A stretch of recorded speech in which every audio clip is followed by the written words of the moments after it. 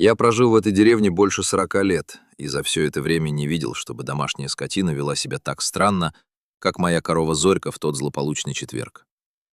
Обычно она была тихой и послушной, всегда сама шла в стойло к вечеру, особенно теперь, когда там в тепле на свежей соломе ждал ее недельный теленок. Но в этот раз, когда я подошел к дверям сарая с полным ведром пойла, Зорька не просто не пошла внутрь, а буквально забаррикадировала собой узкий проход, выставив вперед голову и угрожающе прижав уши. Я сначала подумал, что она просто капризничает или ее что-то напугало на пастбище, поэтому попробовал отогнать ее привычным окриком, однако корова даже не шелохнулась. А когда я попытался обойти ее сбоку, она сделала резкий выпад, едва не задев меня своим рогом. Прошло часа 3, а я все никак не мог загнать ее в помещение. И мое терпение уже было на исходе, потому что в сумерках работать становилось все труднее.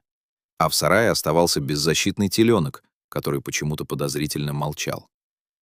Я сходил в дом за тяжелыми вилами, решив, что если Зорька заболела бешенством или у нее случился какой-то дикий приступ агрессии, мне придется действовать более жестко, чтобы обезопасить себя и спасти хозяйство. Каждый раз, когда я замахивался или пытался прорваться к двери, корова издавала странный, почти человеческий стон и буквально выталкивала меня назад на открытое пространство двора, подальше от темного входа в постройку. Я уже всерьез подумывал о том, чтобы пойти за ружьем, потому что такое поведение старой коровы не укладывалось ни в какие рамки и выглядело по-настоящему пугающим. Когда ночная мгла окончательно опустилась на двор, я решил пойти на хитрость и заглянуть в приоткрытую створку двери, пока Золька на мгновение отвлеклась на шорох в кустах. Я осторожно подошел к щели, стараясь не шуметь, и в тот же миг почувствовал, как по спине пробежал ледяной пот, а руки, сжимавшие вилы, начали мелко дрожать от внезапного осознания реальности.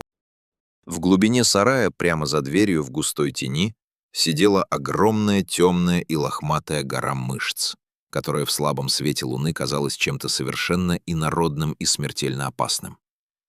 Это был матерый медведь, который, видимо, пробрался внутрь через заднюю стену и теперь затаился в засаде, выжидая, когда я сделаю шаг в темноту, чтобы оказаться в смертельной ловушке. Я мгновенно осознал, что верная Зорька все это время не просто упрямилась, а буквально спасала мне жизнь, чувствуя запах зверя и не пуская меня в лапы к хищнику, который уже затаился внутри.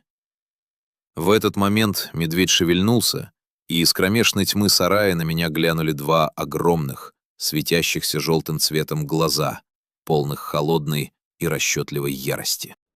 Я в ужасе выронил вилы прямо в грязь, перестал чувствовать собственные ноги и со всех сил бросился к машине, припаркованной у дома, чтобы запереться в кабине. Корова осталась стоять на своем посту, продолжая защищать вход.